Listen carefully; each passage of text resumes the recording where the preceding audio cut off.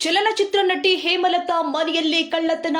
ನಗರದ ವಿನಾಯಕ ನಗರದ ತಮ್ಮ ನಿವಾಸದಲ್ಲಿ ಕಳೆದ 2 ದಿನಗಳ ಹಿಂದೆ ಮನೆ ಕೆಲಸಕ್ಕೆ ಬಂದ ಕಳ್ಳರು ರಂಗಭೂಮಿ ಕ್ಷೇತ್ರದಲ್ಲಿ ನೀಡಲಾಗಿದ್ದ ರಾಜ್ಯೋತ್ಸವ ಪ್ರಶಸ್ತಿ ಪದಕವನ್ನ ಅಪಹರಿಸಿದ್ದ ಕಳ್ಳರು. 22 ಗ್ರಾಂ ಚಿನ್ನದ ಪದಕವನ್ನ ಅಪಹರಿಸಿದ ಕಳ್ಳರು ಮನೆ ಕೆಲಸದ ಸಮಯದಲ್ಲಿ ಕೆಲಸದ ನೆಪವೊಡ್ಡಿ ಯಾಮಾರಿಸಿ ಕಳ್ಳತನ. 1 ತಿಂಗಳ ಹಿಂದೆ ಇದೇ ಮನೆ ಕೆಲಸದವರಿಂದ ಸುಮಾರು 25ಕ್ಕಿಂತ ಹೆಚ್ಚು ಗ್ರಾಂ ಚಿನ್ನದ ಸರವನ್ನ ಕಳ್ಳತನ ಮಾಡಿದ್ರು. ಆಗ್ಲೂ ಕೂಡ ಪೊಲೀಸರು ಕಳ್ಳರನ್ನ ಬಂಧಿಸುವಲ್ಲಿ ಯಶಸ್ವಿಯಾಗಿದ್ರು. ತಡರಾತ್ರಿ ಅದೇ ಮನೆ ಕೆಲಸದವರು ಪುನಃ ಕಳ್ಳತನ ಮಾಡಿರೋದು ಸೋಜುಗವಾಗಿದೆ. ತಕ್ಷಣವೇ ಪೊಲೀಸ್ ಡಿವೈಎಸ್ಪಿ ಜಯಲಕ್ಷ್ಮಮ್ಮ ನೇತೃತ್ವದಲ್ಲಿ ಕಳ್ಳರನ್ನ ಬಂಧಿಸಿದ್ದಾರೆ. ಸುಮಾರು 60 ಗ್ರಾಂ ತೂಕದ ಮಾಂಗಲ್ಯ, 8 ರಿಂದ 10 ಗ್ರಾಂ ತೂಕದ ಉಂಗುರವನ್ನ ಮುಂತಾದ ಆಭರಣವನ್ನ ವಶಕ್ಕೆ ಪಡೆದಿದ್ದಾರೆ ಪೊಲೀಸರು.